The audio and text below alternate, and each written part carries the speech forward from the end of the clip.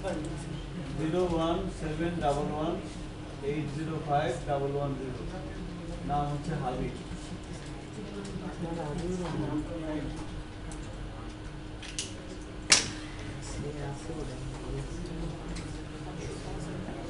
ওকে, তো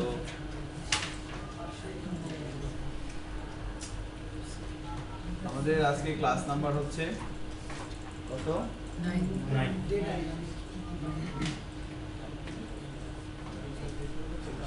9 আমাদের, আমরা হচ্ছে PHP 33, তাই না?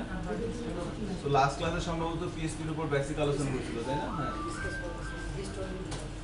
সার্ভার ইনস্টল হয়েছিল না?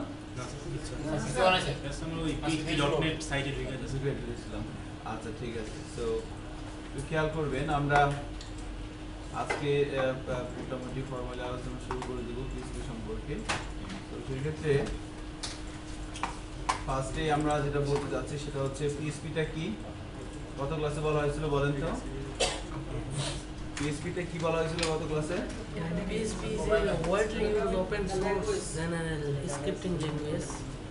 PHP-টা হচ্ছে একটা ওপেন সোর্স জেনারেল পারপাস একটা স্ক্রিপ্টিং ল্যাঙ্গুয়েজ। হ্যাঁ, যেটা HTML এর সাথে এমবেডেড ভাবে কাজ করে। হ্যাঁ, যেটা স্পেশালি তৈরি করা হয়েছে কিসের জন্য? ওয়েব ডেভেলপ করার জন্য। কেমন? হ্যাঁ, তো এটা বলা হচ্ছে PHP কে। আর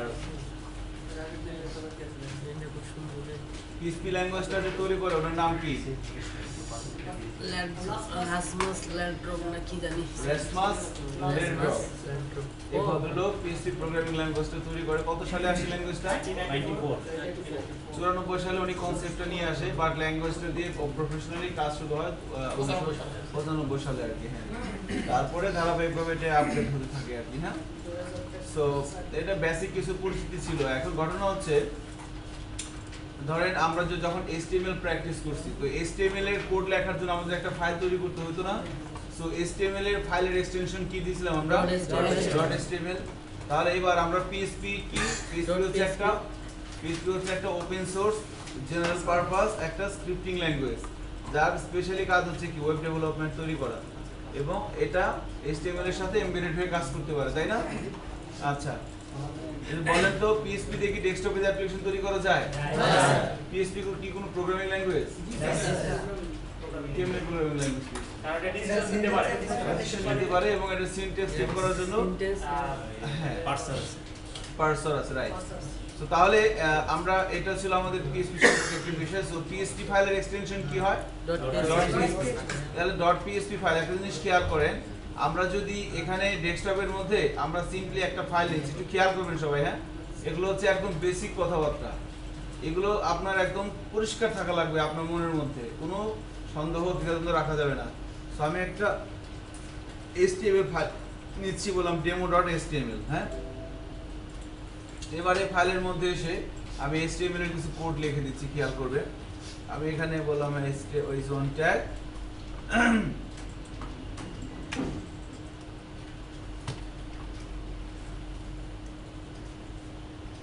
বলে দেওয়া হচ্ছে দিস ইজ এ হেডিং। হ্যাঁ, এখানে বলে দেওয়া হচ্ছে, সেভ করি। এবার যদি আমি এই প্রোগ্রামটাকে লিখলাম, এবার আমি একটা PHP ফাইল তৈরি করব সেম ভাবে, একই বলা হচ্ছে demo.php, কারণ আমরা জানি PHP ফাইলের এক্সটেনশন হয় .php। এবার এই ফাইলটাকে আমরা এর মধ্যে আমরা কিছু একটা লিখব। সো কি লিখতেছি, কেন লিখতেছি, এগুলো সম্পর্কে আমি বলবো। আপাতত এতটুকু ধরে রাখেন যে এখানে একটা PHP কোড লেখা আছে,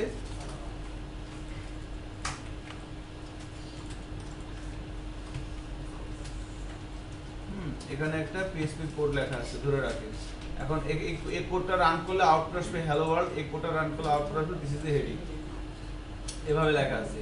এখন তাহলে এটা তো আমরা কোড লিখলাম, তাই না? আমরা HTML ফাইল যখন নিয়ে কাজ করছি তখনই কিন্তু একটা এই ফাইলটার মধ্যে আমরা কোড লেখার জন্য একটা এডিটর ইউজ করছি, আর আউটপুট দেখার জন্য কি ইউজ করছি? ব্রাউজার। তো সেম ভাবে এখন আমরা একটা এডিটর ইউজ করে ফাইলের মধ্যে কোড লিখলাম, এবার আউটপুট দেখব ব্রাউজারের মাধ্যমে। সো HTML এর কোডটাকে আমি ব্রাউজারে রান করাচ্ছি, দেখতে পাচ্ছি দিস ইজ দ্য হেডিং, যেটা আসার কথা ছিল সেটাই কিন্তু আসছে। এটা তো ছোট আসলো কেন?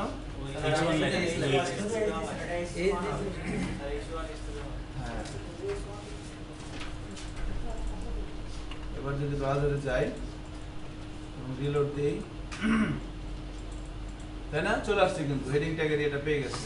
এবার আমাদের কাছে যে .php ফাইলটা আছে এই ফাইলটাকে আমরা রান করাবো। .php ফাইলটাকে আমরা রান করাচ্ছি ওপেন উইথ ধরেন যে আমরা একটা ব্রাউজারে রান করে নিচ্ছি অপেরা।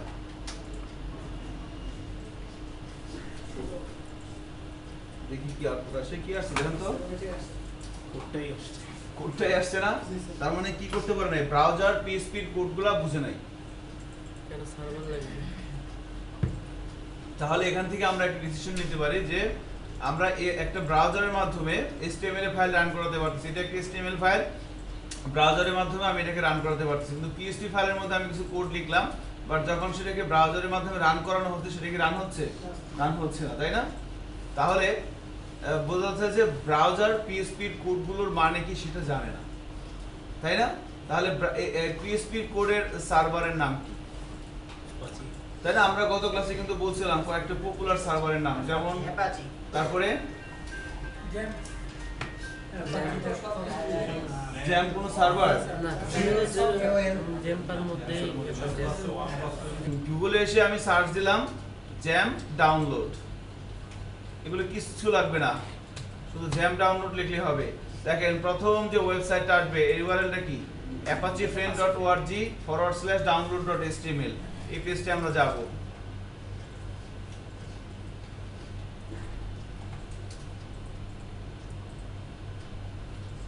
ঠিক আছে, এই পেজে আমরা আসলাম। এখানে এসে দেখেন এই সাইটটা এরকম। সো এখানে দেখেন বলা আছে XAMPP is easy to install Apache distribution contributing MariaDB PHP and Perl just download. So এখানে বলা আছে জ্যাম্প ফর উইন্ডোজ, খেয়াল করছেন? এরপরে দেখেন জ্যাম্প ফর লিনাক্স, আপনার বাসায় যদি মেশিনটা ওএস যদি থাকে লিনাক্স তাহলে আপনি এখান থেকে ডাউনলোড করতে হবে। জ্যাম্প ফর ওএস, আপনি যদি ম্যাক চালান সেক্ষেত্রে আপনি এটা ইউজ করতে পারেন। ঠিক আছে, সো তিনটা অপারেটিং সিস্টেমের জন্যই কিন্তু এখানে জ্যাম্পটা কনফিগারেশন করা আছে। আপনারা আরেকটা সফটওয়্যার ইউজ করতে পারেন ওয়াম, ওটাও ভালো, তবে জ্যাম্পের মধ্যে বেশি ফাংশনালিটি বেশি ওয়াম্পের চাইতে। এজন্য আমরা সাজেশন করে থাকি যে আপনারা কি ইউজ করবেন, জ্যাম্পটা ইউজ করবেন। ঠিক আছে, জ্যাম্পটাই আমরা ইউজ করব। তাহলে জ্যাম্পের আমরা যেহেতু ধরে নিচ্ছি যে আমাদের ওএসটা কি উইন্ডোজ অপারেটিং সিস্টেমে আমরা কাজ করি, তাহলে আমাকে এখান থেকে ডাউনলোড করতে হবে। এখন এখানে তিনটা আছে, আমি কোনটা ডাউনলোড করব? সো বেসিক্যালি PHP এর যে অনেকগুলো ভার্সন কথা বলা হচ্ছিল, PHP 2 থেকে শুরু করে বর্তমান চলতেছে 7, তো এই সবগুলো ভার্সনের মধ্যে সফটওয়্যার কোম্পানিগুলো যে ভার্সন নিয়ে কাজ করে সেটা হচ্ছে 5.6.3 বা 2.4 এরকম। সো 5.6 এর উপরে আর কি, 5.6.3 বা 2.4 এরকম কিছু একটা। সো তাহলে আর PHP এর এখন কোন ভার্সন চলে? 7। সো 7 যদিও চলে, PHP 7 এ এখনো অনেক ফাংশনালিটি ঠিকঠাক মতো অ্যাডজাস্ট করতে পারে না যারা ডেভেলপ করতেছে PHP 7 এর জন্য। সো এই জন্য সফটওয়্যার কোম্পানিগুলো যেহেতু 5.6 ইউজ করে, সো আমরাও কি করব, ওইটাই প্র্যাকটিস করব। 7টা আর 6 এর মধ্যে কিছুটা পার্থক্য আছে, বাট আপনি যদি 6 পারেন আপনি 7টাও পারবেন। আপনি এখানে 7 প্র্যাকটিস করে এটাকে আমরা আমাদের প্র্যাকটিক্যাল লাইফে কাজ করাতে পারবো না। ঠিক আছে, আমাদের এখানে কোর্সের মেইন অবজেক্টিভটা কি? অবজেক্টিভটা হচ্ছে এই কোর্স করার পর আপনার ভিতরে একটা বেসিক ধারণা চলে আসবে যে কিভাবে PHP দিয়ে ওয়েব বেস অ্যাপ্লিকেশন তৈরি করা যায় এবং ছোট ছোট ওয়েবসাইট তৈরি করা যায়। এই নলেজটুকু যদি আপনি অর্জন করতে পারেন, যেটা এখান থেকে দেওয়া হবে সেটা যদি আপনি রিসিভ করতে পারেন, তাহলে কিন্তু আপনি you are ready to do job any software company in the world. আমি বলবো না বাংলাদেশ, আপনি যে কোনো সফটওয়্যার কোম্পানিতে জুনিয়র ওয়েব ডেভেলপার অথবা এই পদ্ধতিতে আপনি কাজ করার জন্য রেডি। এখানে কয়জন আছেন জব করেন সফটওয়্যার কোম্পানিতে ওয়েব ডেভেলপার হিসেবে বা ডিজাইনার হিসেবে? একজন। একটু হাত তুলতে হবে, একটু ধরে রাখেন হাতটা। তিনজন আছেন আপনারা। তাহলে আপনাদের তো PHP-টাকে কাজ করেন, তাহলে ওয়ার্ডপ্রেস আর PHP এর মধ্যে পার্থক্য না স্যার, একদম ওয়ার্ডপ্রেস হচ্ছে থিম বানাই না স্যার, মানে থিম বানানো হয় না, শুধু কাস্টমাইজ। থিম কাস্টমাইজ করেন, আচ্ছা।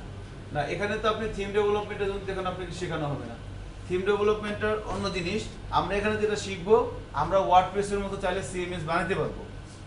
আপনার মাথায় যদি বুদ্ধি থাকে, মানে বুদ্ধি তো আছেই, আপনি যদি বুদ্ধিটাকে অ্যাপ্লাই করতে জানেন এবং আপনি এখান থেকে যে সিনট্যাক্স গুলো জানবেন, আপনি চাইলে ওয়ার্ডপ্রেসের মতো সিএমএস তৈরি করতে পারবেন। যদিও এটা এত সহজ না। ওয়ার্ডপ্রেস অনেক মানে পপুলার একটা সিএমএস, কন্টেন্ট ম্যানেজমেন্ট সিস্টেম। আপনি দেখবেন ওয়ার্ডপ্রেস দিয়ে যা করাতে এখানেও কিন্তু at the end of the course আপনি কিন্তু সেটা চাইলে করতে পারেন যদি সেভাবে প্র্যাকটিস করেন। ওকে, সো আমরা তাহলে পিএইচপি কোন ভার্সনটা নিয়ে কাজ করব? 5.6.24 এটা। এজন্য এটা একটু ব্যাকগ্রেডেড, এটা একটু বেশি ফাস্ট, সো আমরা মাঝামাঝি থাকবো। ঠিক আছে, তাহলে আমরা এই মাঝখানটা ডাউনলোড করব। সো সিম্পলি আমি যখন এখানে ক্লিক করব, দেখবেন ডাউনলোড করার জন্য একটা পপ আপ উইন্ডোজ চলে আসবে। এখান থেকে সেভ ফাইল দিলে কি হবে, এটা ডাউনলোডের জন্য উপযুক্ত হয়ে ডাউনলোড হয়ে যাবে। তো ডাউনলোড হওয়ার পর এই যে এরকম একটা ফাইল চলে আসবে, জ্যাম.উইন্ড এরকম একটা ফাইল চলে আসবে। এবার অ্যাজ ইউজুয়াল আমরা যেভাবে সফটওয়্যার ইনস্টল দেই সেম ভাবে সফটওয়্যার আপনারা সফটওয়্যার ইনস্টল দেন না মেশিনে, নেক্সট বারবার ইনস্টল দিয়ে দিবেন। সো ইনস্টল এখানে আমি দিতে পারবো না, কারণ হচ্ছে এখানে ইনস্টল দেওয়ার জন্য অ্যাডমিনের পাসওয়ার্ড লাগবে। অ্যাডমিনের পাসওয়ার্ডটা আমাদের যে আইটি ডিপার্টমেন্ট আছে তারা কারোর সাথে শেয়ার করে না। ঠিক আছে, আমি আমার পার্সোনাল ল্যাপটপ বলে দেখাতে পারতাম। So what ever it is, আপনি ইনস্টল দিতে পারবেন আমি জানি। আর যদি কেউ না পারেন, talhatraining.com এ যাবেন, সেখানে দেখবেন ফ্রি ওয়েব ডেভেলপমেন্ট কোর্স, সেখানে আমার টিউটোরিয়াল আছে, এছাড়াও অনেক ট্রেনার টিউটোরিয়াল আছে, সেখান থেকে দেখে দেখে আপনারা কিভাবে জ্যাম্প ইনস্টল দিতে হয় সেটা দেখবেন। কিচ্ছু না, খালি নেক্সট। শুধু একটা জায়গায় একটু পার্থক্য আছে, সেটা হচ্ছে এই যে জ্যাম সফটওয়্যারটা কোথায় সেট আপ হবে সেই পাথটা বলে দিতে হবে। সো বাই ডিফল্ট পাথটা সে নিয়ে নেয় কোন ড্রাইভে? সি ড্রাইভে। এখন আমাদের যে ড্রাইভে, মানে এটা ইম্পর্টেন্ট আর কি, এটা মেনটেন করা, সেটা হচ্ছে যে ড্রাইভে আপনার উইন্ডোজ থাকে সেই ড্রাইভে জ্যাম সেট দিতে হয় না। কারণ কি? কারণ কোনো কারণে যদি ভাইরাস ঢুকে আপনার যদি উইন্ডোজ দেওয়ার প্রয়োজন হয়, তাহলে সেক্ষেত্রে আপনি কি করেন? ফরম্যাট করে উইন্ডোজ দেন না? তো ফরম্যাট করলে কি থাকবে? তো আপনি যা কাজ করবেন সব শেষ, আপনি ব্যাকআপ নিতে পারবেন না। এজন্য সব বলা হয়ে থাকে যে ড্রাইভের মধ্যে আপনার উইন্ডোজ আছে, আর বাই ডিফল্ট আমাদের সি ড্রাইভে উইন্ডোজ থাকে, এজন্য সি ড্রাইভে কখনো জ্যাম সেটআপ দিতে হয় না। ঠিক আছে, সো এটা ছিল। এখন এই জ্যাম সফটওয়্যারটা সেটআপ দেওয়ার পর খেয়াল করবেন, এই সফটওয়্যারটা সেটআপ দেওয়ার পর আপনি যেভাবে পাথটা বলে দিবেন ওই লোকেশনে এই যে এরকম একটা ফোল্ডার তৈরি হয়ে যাবে জ্যাম। প্রথমে আপনাকে লোকেশন সিলেক্ট করে দিতে হবে এবং তারপর একটা নাম দিতে হবে। তো নামটা সাধারণত সবাই জ্যাম্পি দেয়, XAMPP জ্যাম্প। ওকে, এইটাই সবাই দেয়। আপনি যদি জ্যাম্প না দিয়ে ওখানে যদি BITM নাম দেন, তাহলে BITM নামে হবে, এটা তো বুঝতে পারতেছেন। সো ধরে নিচ্ছি আপনি জ্যাম্প নামে দিয়েছেন, ঠিক আছে? তাহলে জ্যাম্প নামে এরকম একটা ফোল্ডার তৈরি হয়ে যাবে এবং ওই সফটওয়্যারটা সেটআপ দেওয়ার পর ডাউনলোড করলেন, ডাউনলোড করার পর ইনস্টল দিলেন। ইনস্টল দেওয়ার পর যে লোকেশনটা আপনি দেখাই দিবেন ওই লোকেশনে এবং যে নামটা আপনি দিবেন ওই নামে এরকম একটা ফোল্ডার তৈরি হয়ে যাবে, তাই না? এবার আপনি যখন ওই ফোল্ডারের মধ্যে ঢুকবেন, ঢোকার পর সেম এরকম কিছু ফাইল এবং ফোল্ডার দেখতে পাবেন। এখানে দেখেন বেশ কিছু ফাইল এবং ফোল্ডার আছে। এই ফাইল এবং ফোল্ডারগুলো সহযোগিতা নিয়ে আমরা চাইলে আমাদের মেশিনটাকে একটা লোকাল সার্ভার তৈরি করতে পারবো, যার মধ্যে আমরা PHP স্ক্রিপ্ট রান করতে পারবো। কেমন? সো তাহলে এই ফাইল এবং ফোল্ডারগুলোর মধ্য থেকে আমি যদি আমাদের মেশিনটাকে একটা লোকাল সার্ভারে তৈরি করতে চাই, তাহলে এই যে jamcontrol.exe নিচের দিকে দেখেন একটা ফাইল আছে। এই ফাইলটাকে আমাকে ডাবল ক্লিক করে রান করে নিচ্ছি, এইরকম একটা বিষয় চলে আসবে। এখান থেকে আপনাকে দেখেন, ওই যে আমি বললাম না যে এই জ্যাম সফটওয়্যারের মধ্যে কয়টা সার্ভার বলছিলাম? অ্যাপাচি, MySQL, ফাইলজিলা, মার্কুরি, টমক্যাট, এই পাঁচটা সার্ভার। এই পাঁচটা সার্ভারের সার্ভিস আমি চাইলে এই ফাইল এবং ফোল্ডারগুলো সহযোগিতায় রান করাতে পারবো। সো অ্যাপাচিটা কাজ করবে হচ্ছে PHP স্ক্রিপ্ট রান করানোর জন্য, MySQL ডেটাবেস সার্ভার হিসেবে কাজ করবে, ফাইলজিলা ডাটা আপলোড করার জন্য কাজ করা হয় লাইভ সার্ভারে, মার্কুরি এটা হচ্ছে ইমেল সার্ভিসের জন্য, আর টমক্যাট হচ্ছে C# এর জন্য এই সার্ভারটা কাজ করে। অর্থাৎ এই সার্ভারে আমরা চাইলে C# এর কাজও করতে পারি। আমরা যেহেতু কাজ করব PHP নিয়ে, সো আমরা কোন সার্ভিসটা স্টার্ট করে নিব? অ্যাপাচি সার্ভিসটা আমরা এখান থেকে স্টার্ট করে নিব। হ্যাঁ, সো যখন আপনি প্রথমবার সেটআপ দিবেন,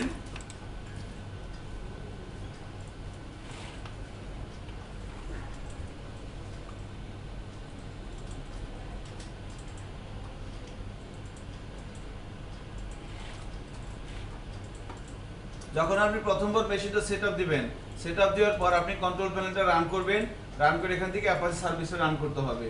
সো এই স্টার্ট বাটনে ক্লিক করব, ক্লিক করার পর আমরা দেখতে পাচ্ছি অ্যাপাচি সার্ভিসটা রান হয়ে গেছে। এখানে পিআইডি দেখাবে, পোর্ট দেখাবে। সো এখানে ছোট একটা বিষয় বলে নেওয়া দরকার, সেটা হচ্ছে যে আমরা আমাদের মেশিনে যদি স্কাইপি থাকে ইনস্টল দেওয়া, এবং আমি যদি স্কাইপি ইউজ করি, তাহলে আমাদের মেশিনে যদি আগে স্কাইপিটা রান করা থাকে, তাহলে পরে আপনি অ্যাপাচি বাই ডিফল্ট রান করাতে পারবেন না। কারণ কি? কারণ হচ্ছে স্কাইপি সফটওয়্যারটা যখন ইনস্টল দেওয়া হয়, যেমন ধরেন যে জ্যাম সফটওয়্যারটা ইনস্টল দিলাম, ইনস্টল দেওয়ার পর এই ফাইল এবং ফোল্ডারগুলো সেভ হয়ে আছে কোথায়? র্যামে না হার্ড ডিস্কে? বলেন, হার্ড ডিস্কে আছে। এখন আমি যখন এখান থেকে এটা আমি অফ করে দিলাম, তাহলে সেটআপ দেওয়ার পর এই exe ফাইলগুলো বা ফোল্ডারগুলো হার্ড ডিস্কের কোনো একটা লোকেশনে সেভ হয়ে থাকে। বাট যখন আমি এটার হেল্প নেওয়ার জন্য কোনো একটা সফটওয়্যারকে রান করলাম, এই যে আমি এটাকে রান করলাম, এখন কি হচ্ছে? এখন কিন্তু এই যে গ্রাফিক্যাল ইউজার ইন্টারফেসটা দেখতে পাচ্ছেন, এই ইন্টারফেসটা রান করার জন্য কিছু ইনস্ট্রাকশন এখান থেকে কোথায় চলে গেছে? র্যামে। তাই না? এখান থেকে র্যামে চলে গেছে, এবং র্যাম থেকে প্রসেসর ইনস্ট্রাকশন নিয়ে নিয়ে এই ধরনের একটা ইউজার ইন্টারফেস আমাদেরকে ব্রাউজারে দেখাচ্ছে। কেমন? তার মানে কি, আমরা যখন অ্যাপাচির পোর্ট রান করাবো, সেটাও কিন্তু দেখেন এই যে এইটা কি পোর্ট না, এটা হচ্ছে র্যামের পোর্ট, সেই র্যামের এই জায়গায় বসে গেছে। সো ইয়াটা কি বলে? স্কাইপি। স্কাইপিটাও বাই ডিফল্ট এই 80 পোর্টে বসে, এবং মানে কনফিগার করা সফটওয়্যার যারা তৈরি করছে স্কাইপি, তারাও বাই ডিফল্ট পোর্ট দিয়েছে কত? 80। আর এই জ্যাম কন্ট্রোল প্যানেল, এটাও এখানে যে অ্যাপাচিটা আছে, এটারও বাই ডিফল্ট পোর্ট করে দেওয়া আছে কত? 80। ঠিক আছে, বাই ডিফল্ট পোর্ট করে দেওয়া আছে 80। তো এজন্য একই পোর্টে কি দুটো জিনিস রান করতে পারবে? কখনোই পারবে না, কনফ্লিক্ট লাগবে। এজন্য আপনার মেশিনে যদি স্কাইপিটা অন করা থাকে, আপনি বাই ডিফল্টে রান করাতে পারবেন না। এজন্য দুইটা ভাবে করতে পারেন। প্রথমটা হচ্ছে স্কাইপি বন্ধ করে, দেন এটা অন করে, তারপরে আপনি আবার স্কাইপিটা অন করবেন। ঠিক আছে, স্কাইপিটা অফ করে এই জ্যাম কন্ট্রোলে এসে জ্যামের অ্যাপাচি সার্ভিসটা রান করে পরে আবার স্কাইপি রান করবেন। এটা একটা প্রসেস হতে পারে। আর একটা প্রসেস হচ্ছে আপনি চাইলে এই জ্যাম কন্ট্রোল প্যানেল যে পোর্টে রান হচ্ছে, এই পোর্টটা চেঞ্জ করে দিতে পারেন। স্কাইপিরও পোর্ট চেঞ্জ করা যায়, তাই না? তো আপনি এটা পোর্টটা চেঞ্জ, তো ওখানে সবাই সাধারণত যেটা করে স্কাইপির পোর্ট চেঞ্জ না করে আইদার জ্যামের পোর্ট চেঞ্জ করে, অথবা স্কাইপিটা পরে চালায়, যে যেভাবে মনে করে আর কি, সবই করা যায়। তাহলে এখন এখান থেকে আমাদের প্রথম যেটা একটু দেখবেন, সেটা হচ্ছে যে ধরেন জ্যাম কন্ট্রোল প্যানেল আমি রান করলাম, এবার আমি এটা কেটে দিলাম, এটা কিন্তু যায় নাই। এটা দেখেন যেখানে মিনিমাইজ হয়ে আছে। এখন আপনি মনে করেন এটাকে আবার যখন এখানে ক্লিক করবেন, সে আবার চলে আসবে। আপনি কেটে দিলেন, এবার মনে করেন আবার এখানে ডাবল ক্লিক করলেন, দেখেন আবার চলে আসছে না? আবার কেটে দিলেন, এখন এখানে কয়টা আছে? দুইটা চলে আসছে। সো এভাবে কিন্তু কি হয়, আস্তে আস্তে আপনার মানে কনফ্লিক্ট করবে আর কি, কনফ্লিক্ট করতে পারে। অনেকেই দেখবেন মাঝে মধ্যে বলবেন যে অ্যাপাচি কাজ করতেছে না, এই ধরনের উল্টাপাল্টা ইনস্ট্রাকশনের জন্য। বেসিক্যালি কম্পিউটার ঠিকঠাক মতো কাজ না করার পিছনে দায়ী কে? ইউজার। আর কেউ দেয় না, কিন্তু ইউজার উল্টাপাল্টা কমান্ড দিতেছে, কম্পিউটার কাজ করতেছে না, মানে কম্পিউটার বুঝতেছে না, বা বলতেছে যে কম্পিউটার ভালো না। বুঝতে পারছেন? তাই না? কম্পিউটারে কোনো সমস্যা আছে? আপনি যে কনফিগারেশনের কম্পিউটার কিনছেন, কম্পিউটার ওই কনফিগারেশনের আপনাকে আউটপুট দিবে। বাট আপনি যদি উল্টাপাল্টা কমান্ড দেন, পরে বলতেছেন কম্পিউটার কাজ করে না, ফাউল জিনিস কি কিনলাম, তাই না? সো এটা ঠিক না। তাহলে আমি যদি এটাকে কেটে দিতে চাই, কি করব? এই যে কুইটে ক্লিক করব, কুইট। ঠিক আছে, এবার আসছে। এবার মনে করেন সার্ভিসটা বন্ধ করলাম, এই কুইট দিব। এবার দেখেন কুইট দেওয়ার পর এখানে কি আছে? নাই। সেখানে অন করলাম, কুইট দিলাম, নাই। আবার এখানে অন করলাম, কেটে দিলাম, এবার কিন্তু আছে। সো আপনার যখনই কাজ করবেন, তখন তো এটা কুইট করার দরকার নাই। অ্যাপাচিটা স্টার্ট করলাম, স্টার্ট করে কেটে দিলাম, এটা মিনিমাইজ হয়ে গেল। কাজ করা শেষ, অ্যাপাচিটা বন্ধ করব, কুইট করে দেব, শেষ। আচ্ছা, তাহলে আমরা আবার স্টার্ট করে কেটে দিলাম। এখন প্রথম কথা হচ্ছে, আপনি জ্যাম কন্ট্রোল নিয়ে রান করানোর পর মনে করেন আপনি সব ফোল্ডারগুলো কেটে দিয়েছেন। এবার এই জ্যাম কন্ট্রোল, এই যে উইন্ডোজটা আমরা দেখতে পাচ্ছি, এটা আমরা তো ওই যে জ্যাম control.exe ওখান থেকে নিয়ে আসলাম না? তাহলে এখন আমি আমার কম্পিউটারে অনেকগুলো হার্ড ড্রাইভ থাকে, আমি চাইলে ডিরেক্ট এখান থেকেও কি করতে পারি, ওই জায়গাটা ঢুকে যেতে পারি যেখান থেকে রান করলাম। যেখান থেকে এই উইন্ডোজটাকে আমি রান করলাম সেখানে আমি ডিরেক্ট চলে যেতে পারি। এই দেখেন এক্সপ্লোর নামের একটা ফোল্ডার আছে না, এক্সপ্লোর, এই এক্সপ্লোরে ক্লিক করব, কোথায় চলে গেছে, এই যে জ্যাম্পের মধ্যে চলে আসছে না এক্সপ্লোর। সো এক্সপ্লোরে ক্লিক করে আমি ডিরেক্ট ওই ফোল্ডারে অ্যাক্সেস নিতে পারি। ছোটখাটো কিছু টেকনিক বলা হচ্ছিল জ্যাম্প সম্পর্কে। এবার আমি দেখবো যে পোর্ট কোথা থেকে চেঞ্জ করতে পারি। সো পোর্ট চেঞ্জ করার জন্য আমাকে যেতে হবে প্রথমে এখান থেকে দেখেন যেখানে যে কয়টা সার্ভার আছে প্রত্যেকটা সার্ভারের জন্যই কিন্তু এখানে ফোল্ডার আছে। দেখেন অ্যাপাচি, এই যে অ্যাপাচির ফোল্ডার, মাইএসকিউএল ফোল্ডার, ফাইলজিলা, এই যে ফাইলজিলা ফোল্ডার, মার্কুরি, এই যে মার্কুরি ফোল্ডার, টমক্যাট, এই যে টমক্যাট ফোল্ডার। তো প্রত্যেকটা সার্ভারের জন্য কিন্তু ইন্ডিভিজুয়ালি ফোল্ডার আছে যেখানে ওই সার্ভারের রিকোয়ারমেন্ট জিনিসগুলো থাকে। এখন ধরেন অ্যাপাচির জন্য আমি যদি পোর্ট চেঞ্জ করতে তাহলে কোথায় যেতে হবে বুঝতেই পারতেছেন। অ্যাপাচির মধ্যে এখানে এসে কনফ নামের ফোল্ডারে ঢুকবো, কনফ, এখান থেকে http.conf, এখান থেকে রাইট বাটন ক্লিক করে আমরা যদি এডিট করি এখানে একটু নিচের দিকে দেখবেন এই যে লিসেন কত 80, আমি এটাকে একটু এডিটরে রান করাই সাবলাইন টেক্সটে, কত আসছে 58 নম্বর লাইনে দেখেন পোর্টটা আছে না। এখানে একটা জিনিস খেয়াল করেন, এই ফাইলটার মধ্যে মাতব্বরি করবেন না যত সম্ভব পারেন। এখানে সব কনফিগারেশন ফাইল অ্যাপাচি, এক উল্টাপাল্টা হয়ে গেলে কিন্তু কাজ করবে না। তো যে সমস্ত লাইনের আগে হ্যাশ দেওয়া আছে সার্ভিসগুলো কি করা আছে অফ করা, আর যে কিছু কিছু লাইন দেখেন হ্যাশ নাই, এই যে হ্যাশ আছে মানে এটা রানিং, এগুলো কমেন্টস করা। এখন এখানে দেখেন এই যে লিসেন 80, এটা কি পোর্ট। তো আপনি এখান থেকে যদি বলেন 8080, এবার পোর্টটা আমি চেঞ্জ করে দিলাম, বলে দিলাম 8081, যেটা দিতে পারেন, সেভ করে দিলাম, কেটে দিলাম। এবার যদি আমি এখানে আসি পোর্ট চেঞ্জ করার পর অবশ্যই জ্যামটা একবার কি করতে হয় রিস্টার্ট দিতে হয়। আর আমি কুইট করব, কেটে দিলে কিন্তু রিস্টার্ট হবে না। কুইট করে এরপর কি করব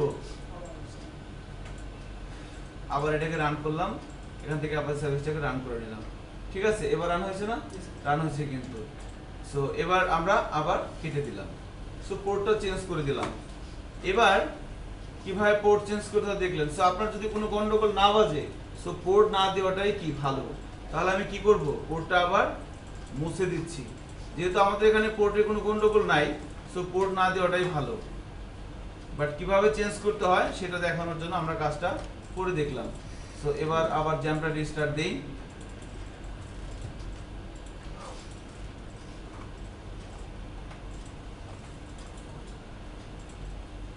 ঠিক আছে, কেটে দিলাম, ফাইন।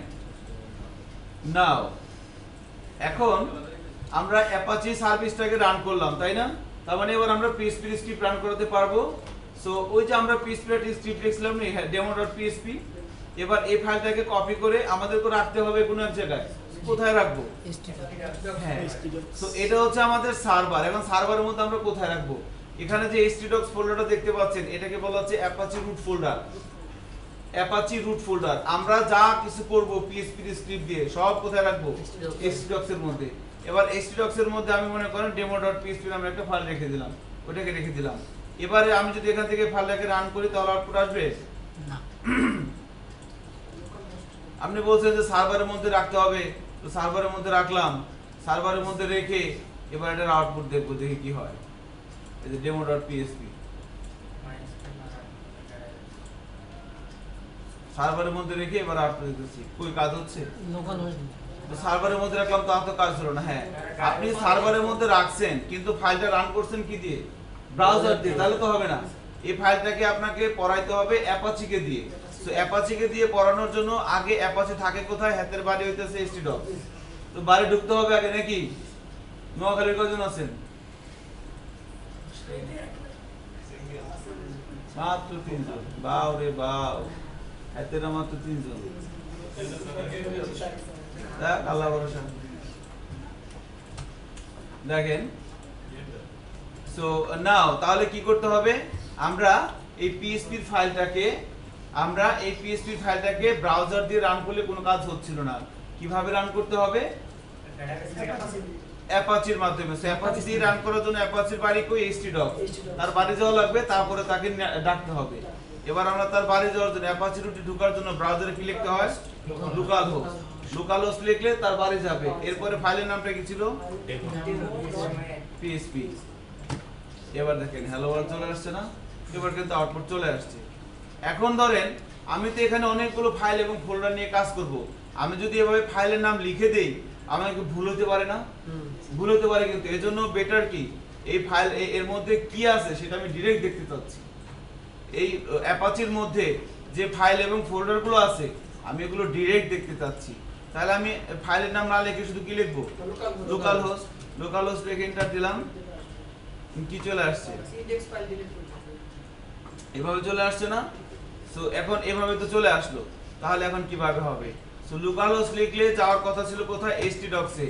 সো এরকম একটা জিনিস আমাদের কাছে চলে আসলো, এটা কিভাবে কেন আসলো। তো এর ব্যাখ্যাটা হচ্ছে যে যখন আপনারা অ্যাপাচির মধ্যে কাজ করবেন, ব্রাউজারে যখন আপনি লোকাল হোস্ট লিখতেছেন, কোন ফোল্ডারটা এক্সিকিউট হচ্ছে, লোকাল htdoc। ব্রাউজারে যখন আপনি লোকাল হোস্ট লিখে এন্টার দিচ্ছেন, এই সার্ভারের মধ্যে থেকে কোন ফোল্ডারে রান হচ্ছে, htdoc। এবার কোন একটা ফোল্ডারের মধ্যে অ্যাপাচির মধ্যে বলা আছে, কোন একটা ফোল্ডারের মধ্যে index.php, index.html, index.py, index.asp, এরকম আরো অনেকগুলো বলে দেওয়া আছে যে এই নামের যদি কোনো ফাইল থাকে সেটা কি হয়ে যাবে, অটো এক্সিকিউটিভ হয়ে যাবে। তাহলে বেসিক্যালি আমি এগুলো কোথায় লেখা আছে, ও http conf এর মধ্যে দেখেন।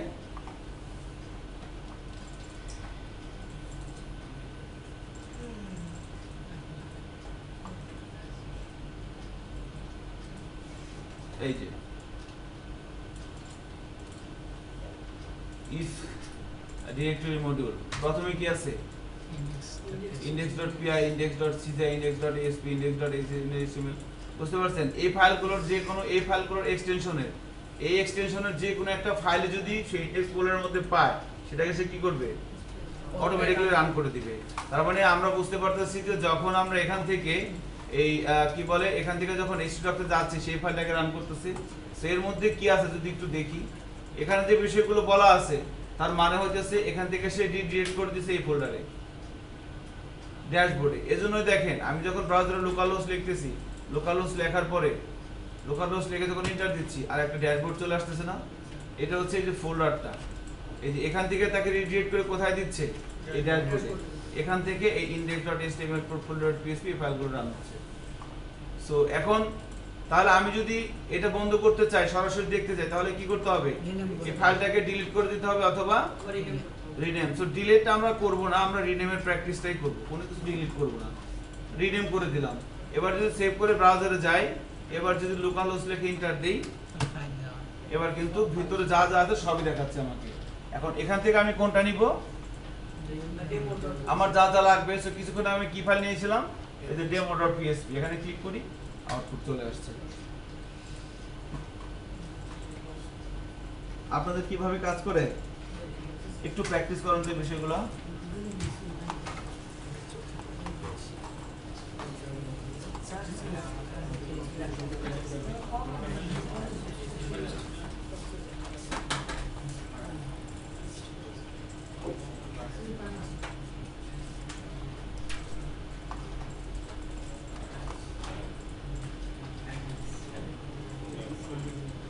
একটা PHP ফাইল নেন এবং তার আউটপুট নিয়ে আসেন, কিছু একটা লেখে, এতটুকুনি কোড লেখেন। আমি কি লিখলাম, কেন লিখলাম, এগুলো খুব সুন্দর করে ব্যাখ্যা করব। সো না বোঝার কোনো কারণই নাই। হ্যাঁ, demo.php, এই যে ফাইল এখানে লাগবে।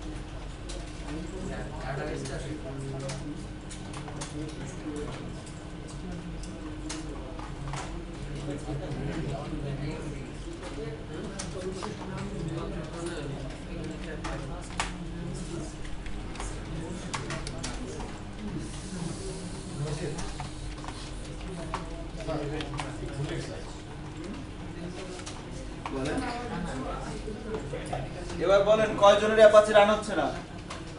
সবাই রান হয়। কে বলতে সবার রান হচ্ছে? আপনার রান হচ্ছে? অনেকের তো হচ্ছে।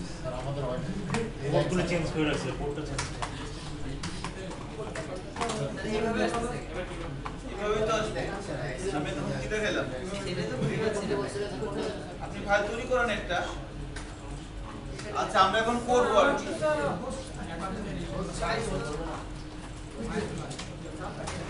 একটু খেয়াল করেন, হ্যাঁ আপনাদের ফাইল কিভাবে তৈরি করতে হয় এখন দেখাচ্ছি, খেয়াল করেন।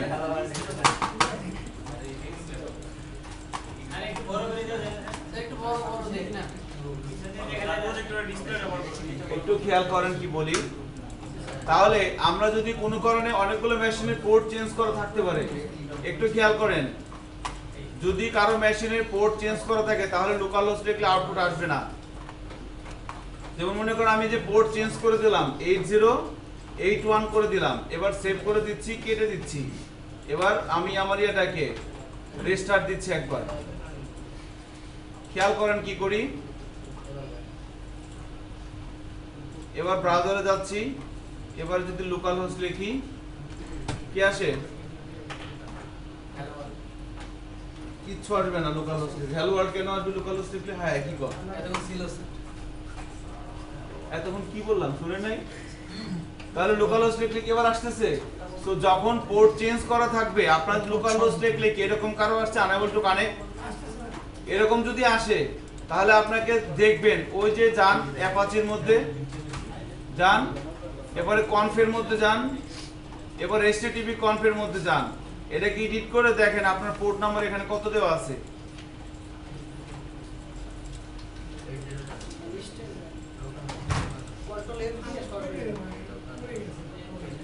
এখানে যেটা দেওয়া আছে যদি পোর্ট 80 না থাকে তাহলে কি করতে হয়? লোকাল হোস্টের পরে কোলন দিয়ে পোর্টটা লিখে দিতে হয়।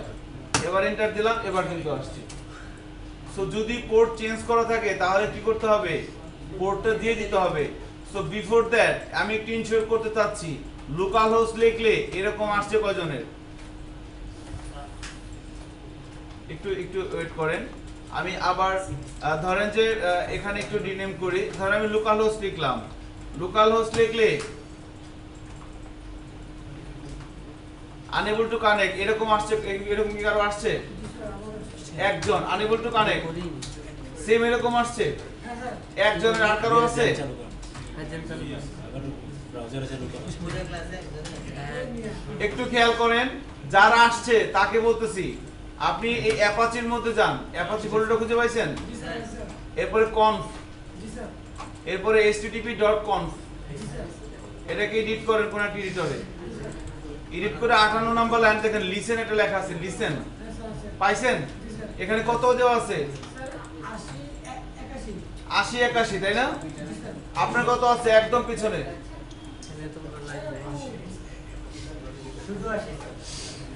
শুধু 80 থাকলে লোকাল হোস্ট লিখলে ওটা আসবে।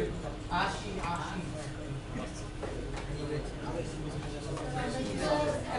হ্যাঁ 80 44 8044। তাহলে আপনারা একটা কাজ করবেন, লোকালহোস্ট লেখার পর এবার ব্রাউজারে আসেন, লোকালহোস্ট লেখেন, লোকালহোস্ট লিখছেন, এবারে কোলন দেন,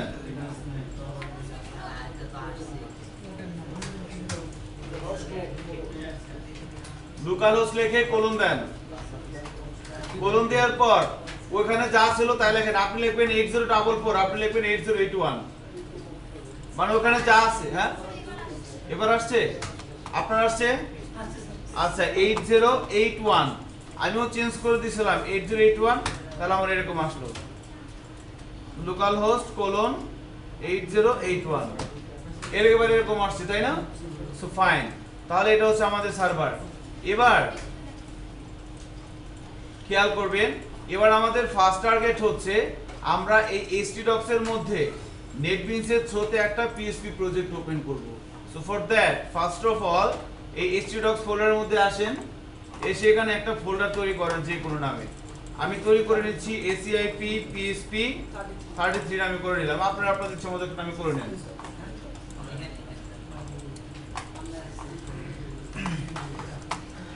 ফোল্ডার তৈরি করছেন?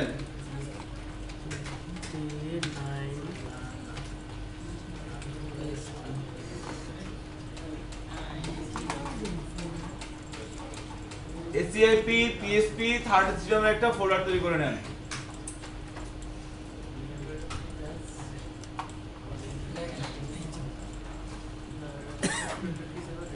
করছেন? এবার আমাদের টার্গেট হচ্ছে এই ফোল্ডারের মধ্যে আমরা নেটবিনস এর থ্রুতে একটা পিএসপি প্রজেক্ট ওপেন করব।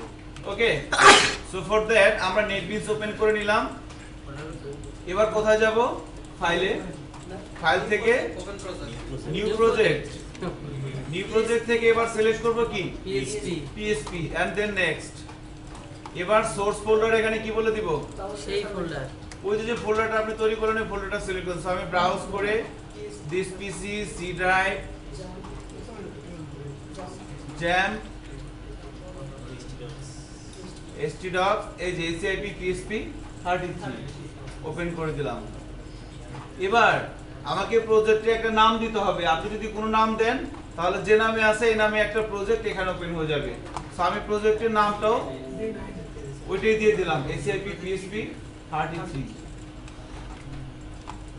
এবার ফিনিশ করে দিচ্ছি, ফিনিশ।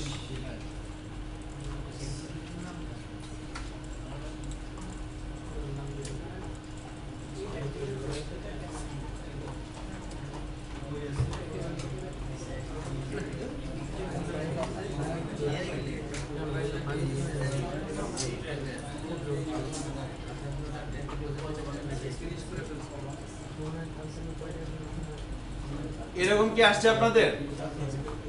একটু খেয়াল করবেন, আমরা যখন প্রজেক্টটা তৈরি করলাম আমরা দেখতে পাচ্ছি ACIP PSP 33 নামের একটা এভাবে প্রজেক্ট ওপেন হয়ে গেছে এবং এখানে দুটো ফোল্ডার আছে, একটা হচ্ছে সোর্স ফাইল আর একটা কি ইনপুট পাথ।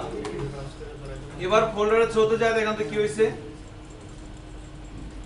ফোল্ডারের থ্রুতে যে এখানে কি পাচ্ছি? শুধু NB প্রজেক্ট নামের একটা, আর কিছু না। ফাইন, এবার আমরা নেটবিনসে আসি।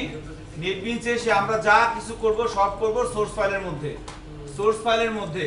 সো সোর্স ফাইলের মধ্যে ধরেন আমরা ফোল্ডার ওয়াইজ কাজগুলো করব। যেমন আজকে ডে কত? ডে 9। সো আমি প্রথমে একটা ফোল্ডার তৈরি করে নিচ্ছি ডে 9 নামে। এই রাইট বাটন ক্লিক করে সোর্স ফাইলের উপর মাউস রেখে, প্রজেক্টের উপরে কিন্তু না, সোর্স ফোল্ডার সিলেক্ট করে, সোর্স ফোল্ডার সিলেক্ট করে রাইট বাটন ক্লিক করে নিউ থেকে একটা ফোল্ডার নিব, এর নাম দিচ্ছি ডে 9 এন্ড ফিনিশ। এবার এই ডে 9টা সিলেক্ট অবস্থায় আমরা কি নিব? একটা পিএসপি ফাইল নিব। এই দেখেন ডে 9টা সিলেক্ট করে মাউসের রাইট বাটন ক্লিক করে নিউ থেকে একটা পিএসপি ফাইল, এর নাম দিচ্ছি syntax.php and finish।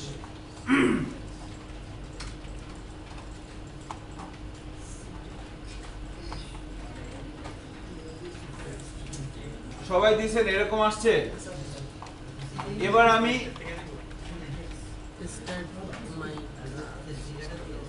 এরকম কি আসছে আমাদের? এবার ধরেন আমি এই ফাইলটার মধ্যে আমি কিছু কোড লিখবো, বাট এই কোডগুলো আউটপুটও নিয়ে আসবো। সো কোড এই ফাইলটাকে আমি এই অবস্থাতে আউটপুটে নিয়ে আসতে চাচ্ছি, তাহলে কি করতে হবে? আমি ব্রাউজারে যাচ্ছি, এবার এখানে এসে লোকাল হোস্টের পরে যার যার যদি কারো পোর্ট চেঞ্জ করা থাকে সেটা সহ এন্টার দেন। এবার দেখেন কোনটা যাব, এসএপি ওই যে ফোল্ডারটা পাওয়া গেছে না, ফোল্ডারটার মধ্যে ঢুকেন। এখানে কোথায় ঢুকবো? D9 এর মধ্যে এই যে syntax.php, এখানে ক্লিক করেন। এটা হচ্ছে আমাদের আউটপুট। সো এটা হচ্ছে আউটপুট, আর এখানে আমরা কোড লিখব। এই কাজটা কয়জনের হয় নাই? অনেস্টলি বলেন। আমাদের এটা হচ্ছে কোড লেখার এনভায়রনমেন্ট, আর এটা হচ্ছে আমাদের আউটপুট।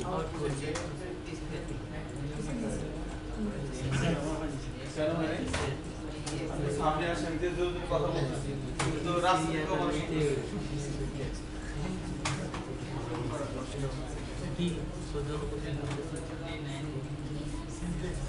ওপেন প্রজেক্ট কেন?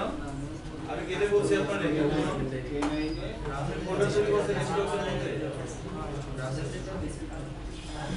বলছি তো আপনারা কোনো চিন্তা করছি শাক নিয়ে আসবে এখানে আরাম পাবে। আপনি নাম অন্য একটা দিয়েছেন, বড় করেছি জেনে নাম দিতে পারেন।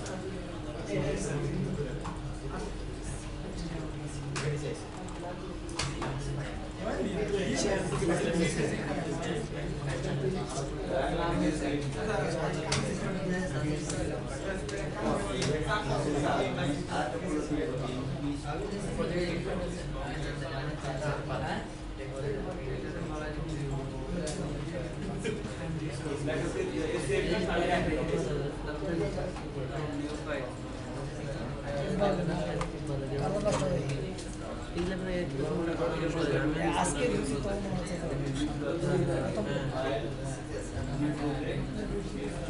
পরে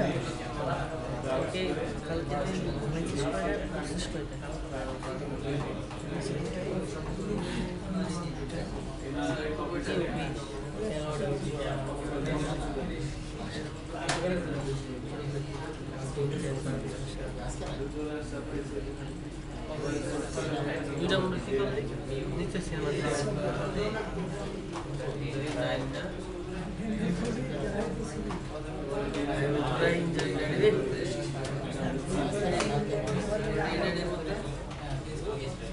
এবং ব্রাউজারের আউটপুট নিয়ে আসেন। ওকে,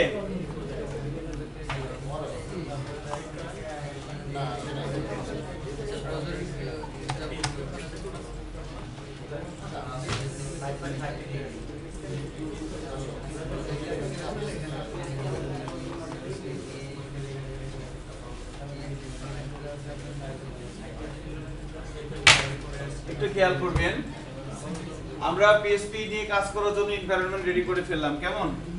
এবার আমরা পিএসপি সম্পর্কে কিছু কথাবার্তা বলবো। সো আমরা এই প্রোগ্রামিং ল্যাঙ্গুয়েজটা শেখার জন্য যে ধারাবাহিকতাটা ফলো করব, প্রথমে হচ্ছে সিনট্যাক্স, এরপরে আমরা প্র্যাকটিস করব ভেরিয়েবল, এরপরে প্র্যাকটিস করব অপারেটর,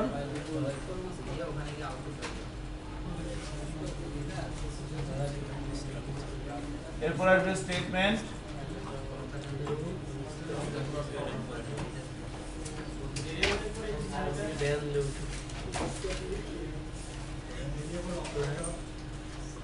লুপ দিবেন না স্যার।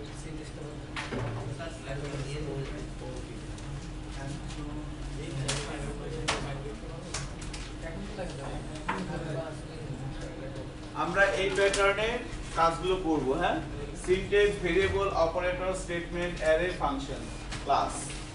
এবং ক্লাসের আলোচনা যখন আসবে তখনই অবজেক্ট ওরিয়েন্টেড প্রোগ্রামিং এর যে রুলস গুলো আছে সেই রুলস গুলো ফলো করে কিভাবে আমরা পিএইচপি তে কাজ করে অ্যাপ্লাই করে কাজ করতে পারি সেই বিষয়গুলো আমরা প্র্যাকটিস করব তখন। কেমন?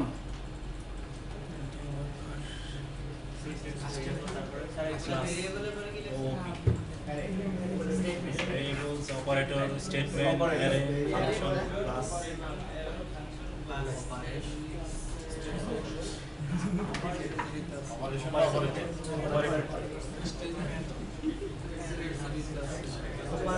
ঠিক আছে? আচ্ছা, এবার খেয়াল করেন তো সিনট্যাক্স কি? সিনট্যাক্সের ক্ষেত্রে প্রথমে আসে যে আমি যে ল্যাঙ্গুয়েজটা শিখতে চাচ্ছি তার সিনট্যাক্স যদি আমি প্রথমে বলি তাহলে প্রথম কথা আসবে যে এই ল্যাঙ্গুয়েজটা যে ফাইলের মধ্যে থাকবে তার এক্সটেনশন কি আমরা জানি .php এরপরে কথা হচ্ছে এই .php ফাইলের মধ্যে আমরা PHP এর কোড লিখব সো কোন এনভায়রনমেন্ট লাগবে এনভায়রনমেন্টটা কি আমি .php ফাইলের মধ্যে ডাইরেক্ট কিন্তু PHP স্ক্রিপ্ট লিখতে পারবো না এনভায়রনমেন্ট হচ্ছে শুরু করতে হবে লেস দেন সাইন দিয়ে এরপর দিতে হবে হোয়াট সাইন এরপর লিখতে হবে PHP এরপর দিতে হবে what sign greater than sign এই যে মাঝখানে যে এনভায়রনমেন্ট এখানে আমরা PHP এর স্ক্রিপ্ট লিখব PHP এর কোড লিখব সো কোন একটা .php ফাইলের মধ্যে যদি শুধুমাত্র PHP এর কোড থাকে তাহলে এটা না দিলেও হয় শুধু ওপেনিং এটা দিলেও হয় আমি যদি HTML এর ট্যাগের সাথে কম্পেয়ার করি এটা হতে পারে ওপেনিং ট্যাগ এটা হচ্ছে ক্লোজিং ট্যাগ যদিও এগুলো কোনো ট্যাগ না জাস্ট আমি কম্পেয়ার করে বোঝানোর সাথে বলতেছি তাহলে যদি একটা .php ফাইলের মধ্যে শুধু PHP এর কোড থাকে তাহলে ওপেনিং এটা দিতে হয় ক্লোজিং এটা না দিলেও হয় যেহেতু আমরা জানি যে PHP কি একটা স্ক্রিপ্টিং ল্যাঙ্গুয়েজ সো এটা বিভিন্ন ল্যাঙ্গুয়েজের সাথে এমবেডেড হয়ে কাজ করবে এজন্য একটা .php ফাইলের মধ্যে PHP এর কোড থাকতে পারে HTML এর কোড থাকতে পারে CSS এর কোড থাকতে পারে জাভাস্ক্রিপ্ট এর কোড থাকতে পারে সো এজন্য আমরা ব্লক করে যখন একই ফাইলের মধ্যে অনেকগুলো ল্যাঙ্গুয়েজের ইনস্ট্রাকশন থাকবে তখন আমরা এভাবে ব্লক করে লিখব এইটা ছাড়াও আরো একটা ভাবে আমরা PHP এর স্ক্রিপ্ট লিখতে পারি শুরু করতে হয় HTML এর একটা ট্যাগ আছে নাম হচ্ছে স্ক্রিপ্ট এখানে লিখতে হয় ল্যাঙ্গুয়েজ সমান লিখতে হয় PHP এবার স্ক্রিপ্টে একটা ক্লোজ করে দিতে হয় এই যে মাঝখানে যে এনভায়রনমেন্ট এখানে আমরা PHP এর স্ক্রিপ্ট লিখতে পারি HTML এর স্ক্রিপ্ট ট্যাগ দিয়ে শুরু করতে হয় স্ক্রিপ্ট ট্যাগ দিয়ে শেষ করতে হয় এবং এখানে লিখতে হয় কি ল্যাঙ্গুয়েজের মধ্যে ল্যাঙ্গুয়েজ অ্যাট্রিবিউটের মধ্যে লিখে দিতে হয় PHP এবার আমি যখন এখানে মাঝখানে যে এনভায়রনমেন্ট এটা হচ্ছে আমাদের PHP এর স্ক্রিপ্ট লেখার এনভায়রনমেন্ট ঠিক আছে সো এর মধ্যে আমরা PHP এর স্ক্রিপ্ট চাইলে লিখতে পারবো সো PHP এর এনভায়রনমেন্ট নিয়ে কথা বলছিলাম এবার দেখেন ইন্টারেস্টিং একটা ইস্যু সো এটার চাইতে আমরা ম্যাক্সিমাম ক্ষেত্রে এটা ইউজ করব নিচেরটা ইউজ করব না বাট আপনি জেনে রাখলেন যেন আপনার বন্ধুরা তো জানে একটা আর আপনি জানেন দুইটা আপনি যেন একটু খবরটা নিতে পারেন এই জন্য বলে দিলাম এখন ঘটনা হচ্ছে এই যে এটা কি সিঙ্গেল কোটেশন এটা কি তো সিঙ্গেল কোটেশন অথবা ডাবল কোটেশন প্রোগ্রামিং ল্যাঙ্গুয়েজের ভাষা এদেরকে বলে স্ট্রিং সাইন কি বলে স্ট্রিং সাইন এদেরকে বলা হচ্ছে স্ট্রিং সাইন তো স্ট্রিং সাইনের মাঝখানে আপনি যা কিছু লিখে দিবেন ABCD 1 2 3 সেটা কি হয়ে যাবে স্ট্রিং হয়ে যাবে সিঙ্গেল কোটেশন অথবা ডাবল কোটেশন এদেরকে বলা হচ্ছে স্ট্রিং সাইনের মাঝখানে আমি যা লিখে দেব সেটা কি হয়ে যাবে স্ট্রিং হয়ে যাবে হ্যাঁ সো একটা স্ট্রিং কে ধরেন আমি এখানে লিখে দিলাম হ্যালো ওয়ার্ল্ড একটা স্ট্রিং কে আউটপুটে নিয়ে আসার জন্য মনে করেন হ্যালো ওয়ার্ল্ড এটা কি একটা স্ট্রিং না যেহেতু স্ট্রিং সাইনের মাঝখানে আছে আমি যদি এখানে বলে দেই যে 1200 তাহলে কি এটা স্ট্রিং হবে বলেন স্ট্রিং সাইনের মাঝখানে যাই থাকুক আপনারা টোকাই দিয়ে আপনি কি হয়ে যাবেন আপনারা টোকাই দিলে আপনি একটা স্ট্রিং হয়ে যাবেন তাহলে এখানে আমি লিখে দিলাম যে হ্যালো ওয়ার্ল্ড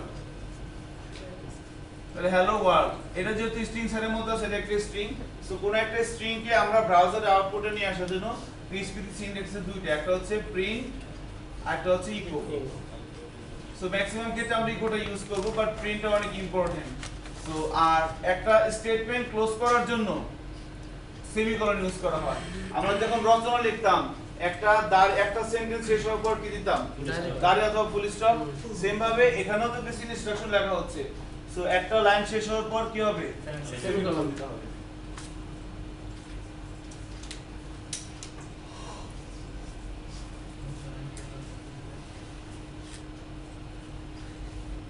ঠিক আছে এটা হচ্ছে PHP এর সিনট্যাক্স নিয়ে কথা বলতেছিলাম চলেন এগুলো আমরা একটু প্র্যাকটিস করে দেখি এখানে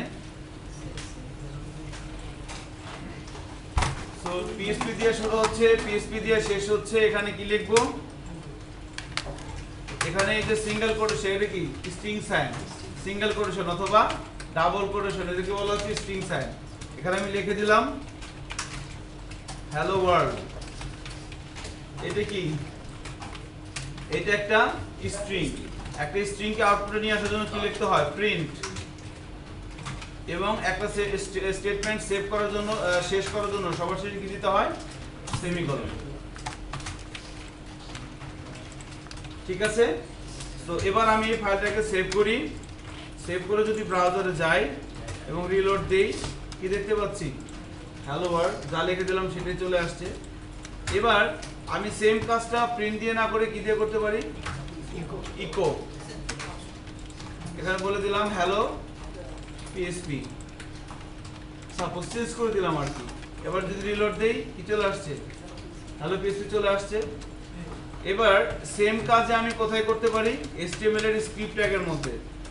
স্ক্রিপ্ট ট্যাগ দিয়ে শুরু করলাম, স্ক্রিপ্ট ট্যাগ দিয়ে শেষ করলাম। ওপেনিং স্ক্রিপ্ট ট্যাগের মাঝখানে লিখতে হয় ল্যাঙ্গুয়েজ সমান সমান পিএসপি। এবারে মাঝখানে যে এনভায়রনমেন্ট, এটা হচ্ছে পিএসপি স্ক্রিপ্ট লেখার এনভায়রনমেন্ট। দেখেন এখানে আমি বলে দিচ্ছি প্রিন্ট হ্যালো পিএসপি।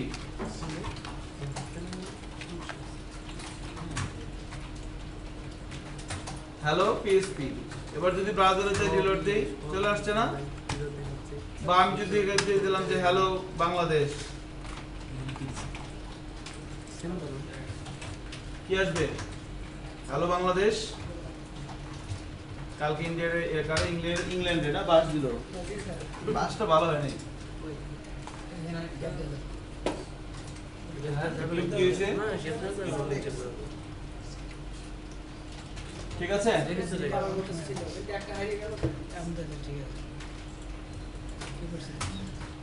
কোয়ান্টি কয়টা ছিল?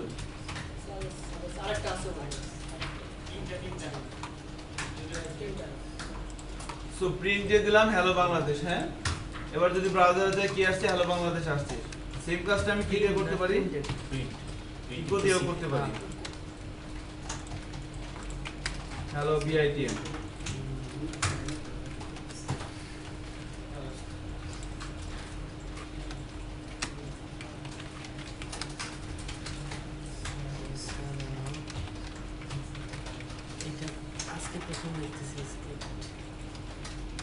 এবার যদি আমি সেভ করে ব্রাউজারে যাই রিলোড দেই, কি চলে আসছে?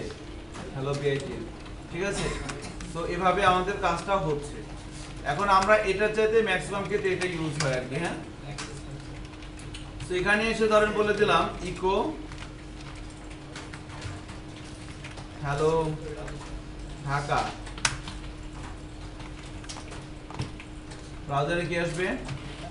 হ্যালো ঢাকা চলে আসছে।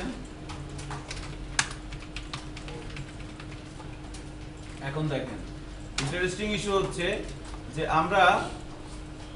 আমরা চাইলে যেটা করতে পারি সেটা হচ্ছে পিএইচপি একটা স্ক্রিপ্টিং ল্যাঙ্গুয়েজ না, HTML এর সাথে কিভাবে কাজ করতে পারে? এমবেডেড হয়ে। সো আমরা চাইলে পিএইচপি এর মধ্যে, এবার সেকেন্ড যেটা কোশ্চেন আপনাকে ভাই ধরবে যে পিএইচপি এনভায়রনমেন্টের মধ্যে আপনি কি HTML এ কোড লিখতে পারবেন? পারবেন। HTML এর এনভায়রনমেন্টের মধ্যে পিএইচপি এর কোড লেখা যায়? যাবে। কোনটা ভালো? এই তো ধরাটা খাইলেন, এটা বলা যাবে না, দুটোই ভালো।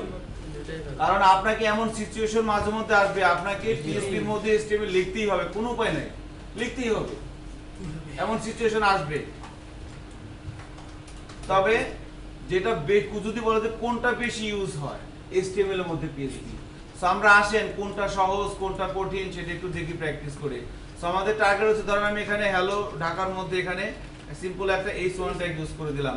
ফার্স্টে দেখি যে পিএইচপি এর মধ্যে HTML লিখতে হলে কিভাবে লিখতে হয়। সো পিএইচপি এর মধ্যে HTML এর ট্যাগ লিখতে হলে স্ট্রিং সাইনের মধ্যে লিখতে হবে, কারণ স্ট্রিং সাইনের মধ্যে যা আছে সবটাই কোথায় চলে আসবে? ব্রাউজারে। আর ব্রাউজারে আসার পর ব্রাউজার এডিটর চিনে না?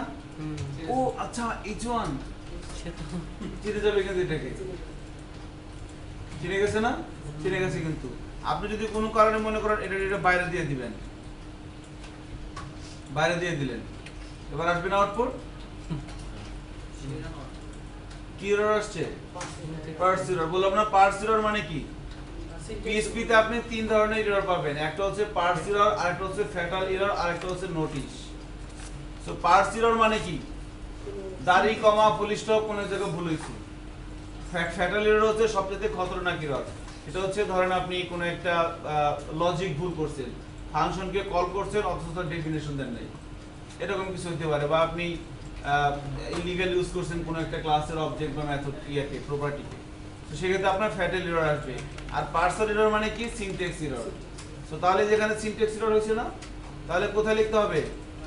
ডিস্টিংশনের মধ্যে লিখতে হবে। এবার যদি রিলোড দেই, এবার কিন্তু কাজ করতেছে। এখন মনে করেন আমি এটাকে রিমুভ করে দিলাম, ব্রাউজারে যাচ্ছে, এরকম ফ্রেশ একটা পেজ না। সো আমরা যখন HTML দিয়ে কোনো পেজ তৈরি করি কিভাবে লিখতে হয়? প্রথমে লিখতে হয় এই হেড, বডি, HTML কোড লিখতে হয় না? সো ওইভাবে আমরা একটা HTML এর কোড লিখবো এবার PHP এর মধ্যে, দেখি কতটা সহজ। সবাই প্র্যাকটিস করবেন, একবার করে করতে হবে, হ্যাঁ? কারণ প্র্যাকটিস করলে আপনার কনফিডেন্সটা বেড়ে যাবে, আপনি তখন বলতে পারবেন যে না এত সহজ না।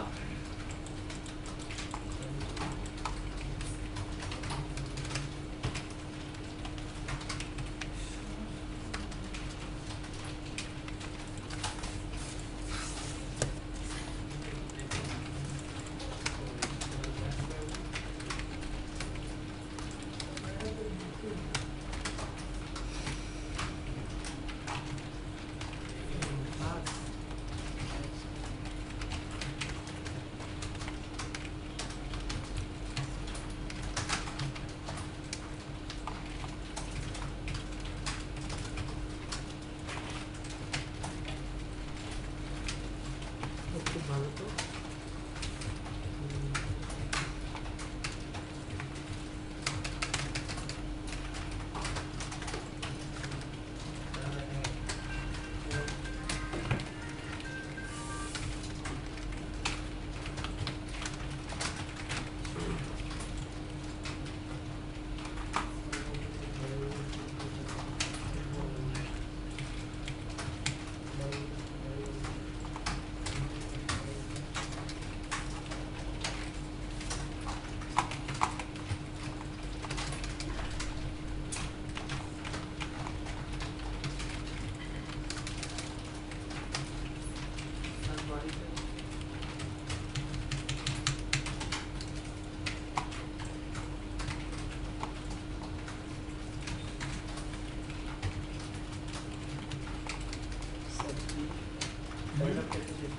সরি,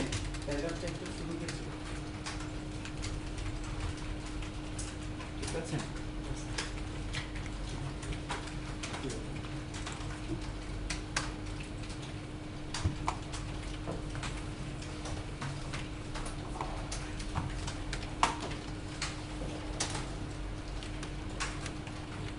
HTML এর ভিতরে PHP ভালো, PHP জাস্ট ভালো।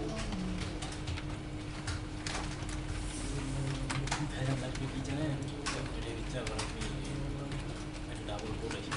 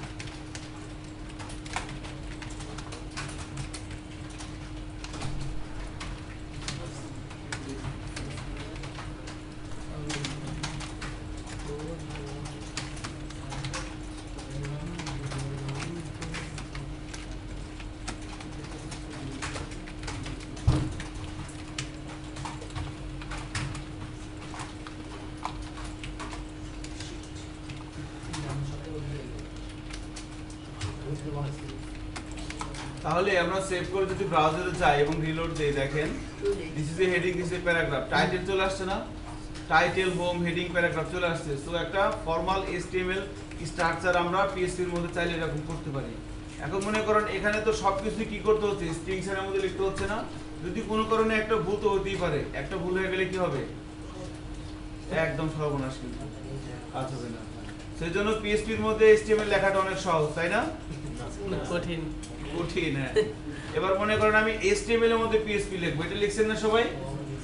এবার মনে করেন আমি কমেন্টস করে দিলাম, কমেন্টস করে দিয়ে এবার আমরা এটাকেও কমেন্টস করে দেই।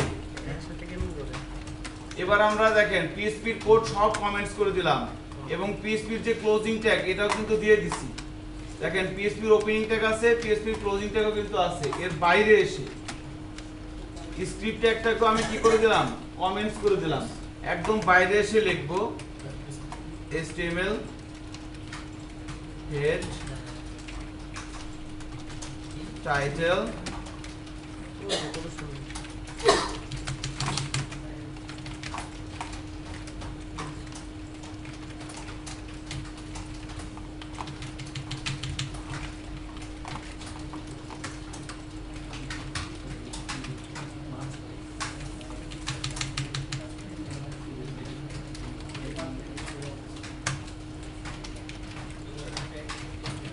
আচ্ছা আমাকে ঠিক আছে।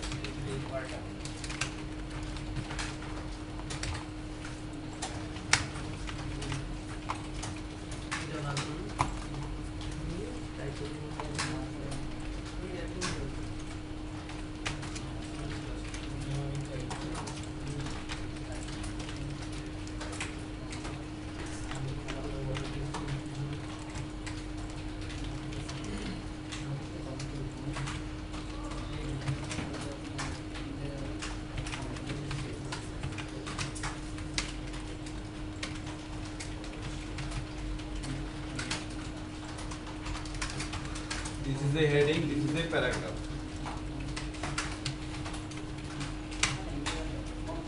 পুরোটা একসাথে সিলেক্ট করে কিভাবে ইয়ে করছেন কমেন্টস? সবগুলো সিলেক্ট করে কন্ট্রোল চেপে ধরে ভরছেন।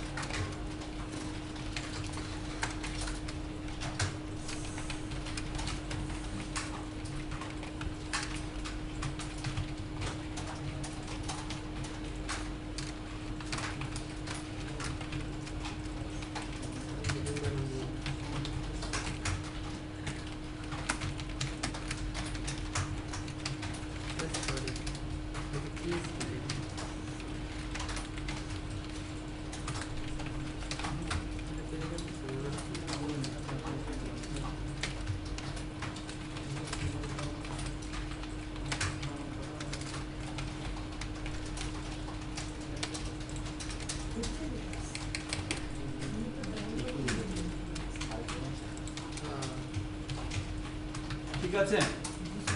তো নাও এবার যদি ব্রাউজারে যাই কি হয় বলেন তো, সেম আউটপুট আসতেছে না? আগেও যা ছিল এখনো কি সেম। সো আমরা প্রথমে কি করলাম, PHP এর মধ্যে HTML লিখে লিখে কাজ করার প্র্যাকটিস করলাম, আবার HTML এর মধ্যে PHP লিখে কাজ করার প্র্যাকটিসটাও কিন্তু করে ফেললাম। এখন কোনটা সহজ? HTML এর মধ্যে PHP অনেক সহজ, তাই না? অনেক সহজ। দেখেন আমি যখন কাজটা করলাম এবার কিন্তু আমার কনফিডেন্স অনেক বেড়ে গেছে। এবার আমি বলতে পারি যে না আসলে এটাই ঠিক। এখন ঘটনা হচ্ছে দেখেন আউটপুট গুলো নিয়ে আসতেছে কে, PHP, আর আউটপুট গুলো ডিসপ্লে করার কাজে কি ব্যবহৃত হচ্ছে, HTML। সো আমি HTML এর ট্যাগের মাঝখানে কি করতেছি, এভাবে PHP এর স্ক্রিপ্টকে ব্যবহার করতে পারি। আবার দেখেন আমি যদি এখানে সিম্পল একটা ইনপুট এলিমেন্ট নেই, এর টাইপ দিয়ে দিলাম টেক্সট, এর নেম দিয়ে দিলাম নেম, এবার যদি ব্রাউজারে যাই রিলোড দেই এভাবে চলে আসবে না? সো আমি HTML এর ট্যাগের মাঝখানে PHP এর স্ক্রিপ্ট ইউজ করতে পারি। আবার HTML ট্যাগের হোয়াট ইজ দিস, এটা কি অ্যাট্রিবিউট না? অ্যাট্রিবিউটের ভ্যালুর মধ্যে আমি কি করতে পারি, অ্যাট্রিবিউটের ভ্যালুর মতো দেখেন আমি PHP এর স্ক্রিপ্ট লিখে দিচ্ছি, ইকো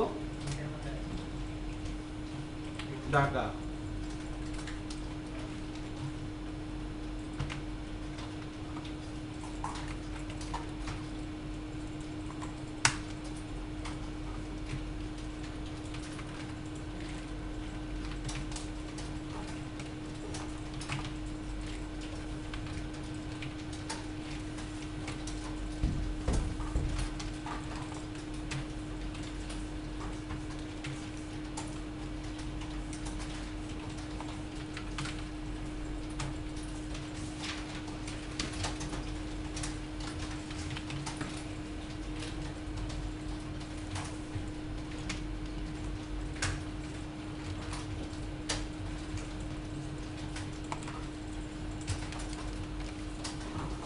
ঠিক আছে, সো এভাবে আমরা কি করতে পারতেছি, HTML এর ট্যাগের মাঝখানে PHP এর স্ক্রিপ্ট ব্যবহার করতে পারতেছি, আবার HTML ট্যাগের অ্যাট্রিবিউটের ভ্যালুর মধ্যেও কি করতে পারতেছি, PHP এর স্ক্রিপ্ট আমরা কিন্তু চাইলে ইউজ করতে পারতেছি। সো রিলোড দেই, দেখেন এখানে কি চলে আসছে, ঢাকা। এই ঢাকাটা নিয়ে আসছে কে, PHP।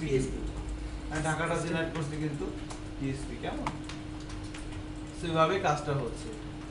তাহলে আমরা এতক্ষণ যে বিষয়টা প্র্যাকটিস করলাম তার মধ্যে ইম্পর্টেন্ট ছিল কি, যে কিভাবে আমরা PHP এর সিনট্যাক্স কিভাবে লিখতে হয়, এরপরে PHP এর কোড আমরা কোন এনভায়রনমেন্টের মধ্যে লিখব, তারপরে স্ট্রিং সাইন কি, স্ট্রিং সাইনের কিভাবে আমরা আউটপুটে নিয়ে আসতে পারি, এবং কিভাবে PHP এর মধ্যে HTML লিখতে হয়, কিভাবে HTML এর মধ্যে PHP লিখতে হয়, এই বিষয়গুলো কিন্তু আমরা প্র্যাকটিস করলাম। তো বেসিক্যালি এটাই ছিল কি, সিনট্যাক্স। এটাই ছিল হচ্ছে সিনট্যাক্স। আর ছোট্ট একটা বিষয় দেখেন, সেটা হচ্ছে সিনট্যাক্স নিয়ে আরো ছোট্ট একটু কথা বলবো, যে একটা সিনট্যাক্স কিভাবে গঠিত হয় PHP তে।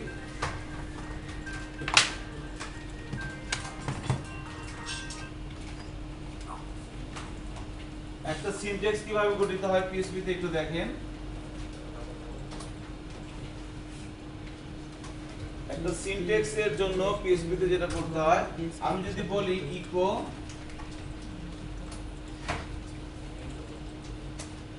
হ্যালো ওয়ার্ল্ড, এটা একটা স্টেটমেন্ট। এই স্টেটমেন্টটা লিখতে আমার কি কি লাগছে, এই স্টেটমেন্টে কয়টা পার্ট, এটা একটা পার্ট, এটা একটা পার্ট, এটা একটা পার্ট। এই স্টেটমেন্টের পার্ট কয়টা, তিনটা। এটা হচ্ছে কি ফাংশন, এটা হচ্ছে ফাংশন না, এটাকে বলা হচ্ছে আপনার ফাংশন বলতে পারেন, এটা হচ্ছে কিওয়ার্ড বা সিনট্যাক্স, কিওয়ার্ড। ঠিক আছে, এটা হচ্ছে কি একটা ভ্যালু, এটা হচ্ছে একটা ভ্যালু, ফিক্সড ভ্যালু। আর এটা হচ্ছে কি, এটা হচ্ছে একটা কিওয়ার্ড, কিওয়ার্ড। সো কোন একটা স্টেটমেন্ট গঠন করার জন্য যে কয়টা জিনিস লাগে সেটা বলছিলাম। প্রথমে লাগে হচ্ছে ভ্যালু, ভ্যালু, এরপর লাগে হচ্ছে অপারেটর, এরপর লাগে হচ্ছে কিওয়ার্ড, এক্সপ্রেশন, আরেকটা হচ্ছে ভ্যালু, অপারেটর, কিওয়ার্ড, এক্সপ্রেশন, আরেকটা হচ্ছে কমেন্ট সাইন। এই 1 2 3 4 5 এই পাঁচটা জিনিস দিয়ে যত বড় বা যত ছোট স্টেটমেন্ট আমরা লিখি না কেন, এই পাঁচটা জিনিস দিয়ে আমরা লিখব। ঠিক আছে, values, operator, statement, array, functions, comments, এই চারটা জিনিস দিয়ে কিন্তু আমরা সিনট্যাক্সগুলো লিখে থাকি। তো ভ্যালুস হচ্ছে দুই ধরনের, একটা হচ্ছে ফিক্সড ভ্যালু, আর একটা হচ্ছে ভেরিয়েবল ভ্যালু। অপারেটর তো আমরা প্র্যাকটিস করব কি জিনিস, কিওয়ার্ড কি, কিওয়ার্ড হচ্ছে রিজার্ভ ওয়ার্ডগুলা, যেমন ক্লাস, তারপরে ইকো, হোয়াইল, ডু হোয়াইল, এগুলো কি, এগুলো হচ্ছে কিওয়ার্ড। এরপর হচ্ছে কি, আর হচ্ছে এক্সপ্রেশন। এক্সপ্রেশন মেইনলি হয় হচ্ছে আপনার অপারেটর এবং ভেরিয়েবল নিয়ে। যেমন মনে করে লিখলাম $x $y, এটা একটা এক্সপ্রেশন। ভেরিয়েবল এবং অপারেটর মিলে, ভেরিয়েবল না ভ্যালু, ভ্যালু এবং অপারেটর মিলে কি হয়, এক্সপ্রেশন হয়। আর কমেন্টস তো হচ্ছে যে কমেন্টস, আর এটা এই কয়টা জিনিস যে আপনি যত বড় বা যত ছোট, হ্যাঁ হ্যাঁ যা লিখবেন সেটা হবে। তো বুঝতে পারতেছেন, এই পাঁচটা জিনিস দিয়ে আমরা কিন্তু কমেন্টস লিখব। তো সিনট্যাক্স নিয়ে কথা বলা শেষ, এবার আমরা কথা বলবো ভেরিয়েবল নিয়ে।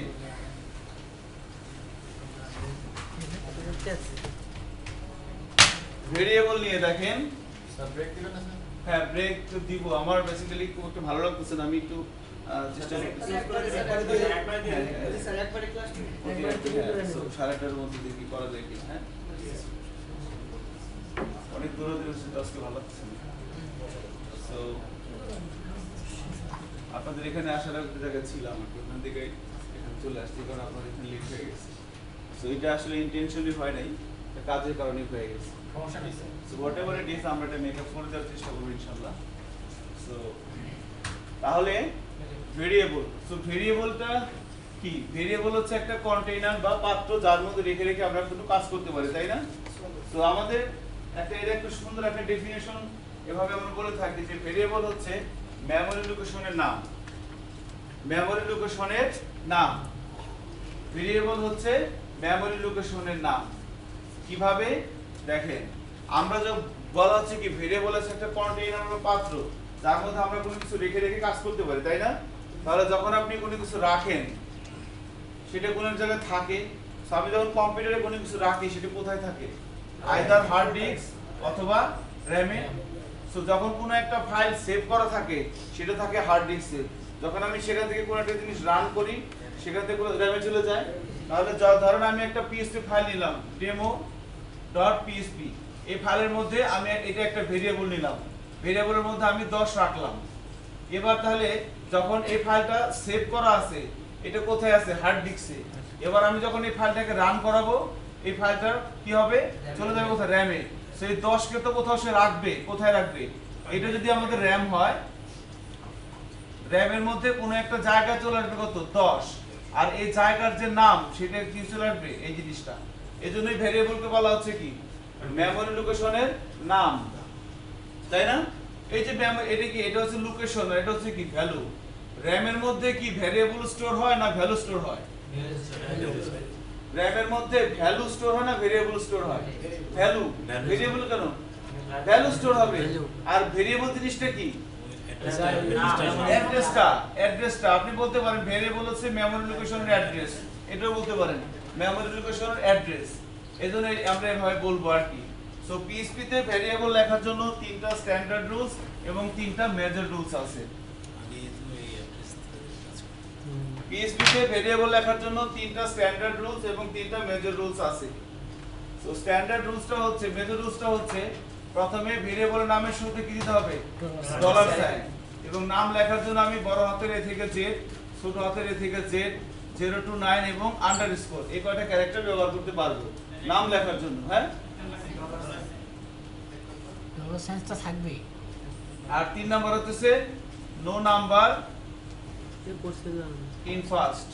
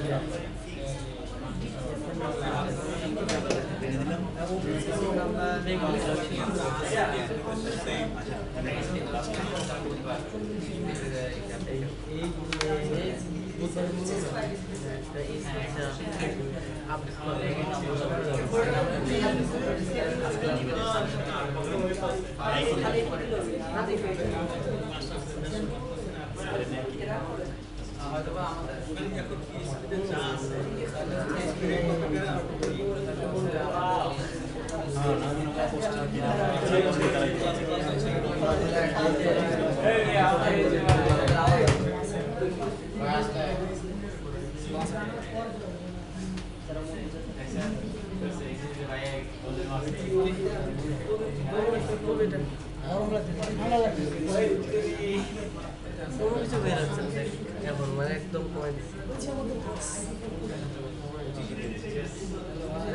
আপনাদের ধন্যবাদ জানাই।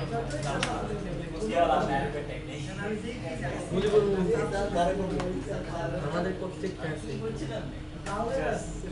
হ্যাঁ দেখছিস একে ঠান্ডা হ্যাঁ, লাগছে। জাকির ক্যাপ্টেনের দিকে কথা ওইদিকে বলে লাভ হচ্ছে না। পরে জাকিরের সাথে ভাববে এই, সাতটা দে। এই, সাতটা দাও, সাতটা দাও। সাতটা দিয়ে ভালো।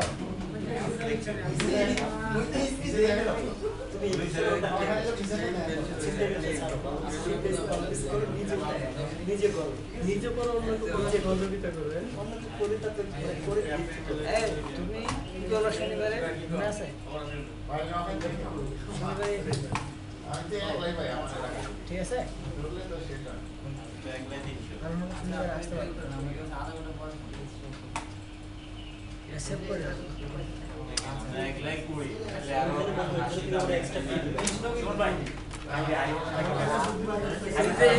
বুঝতে পারতেছো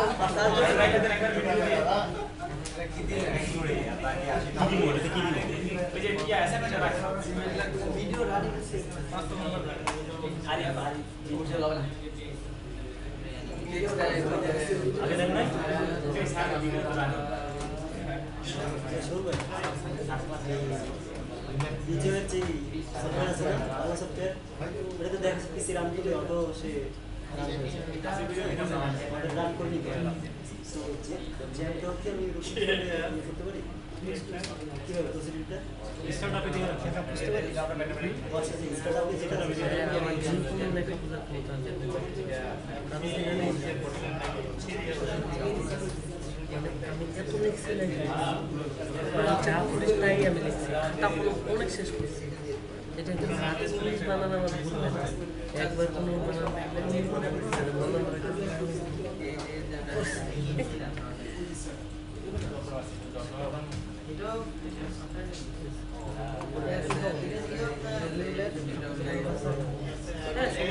ওরা তো ইয়াতে তুই কেন গেলি না? জান না তো করছে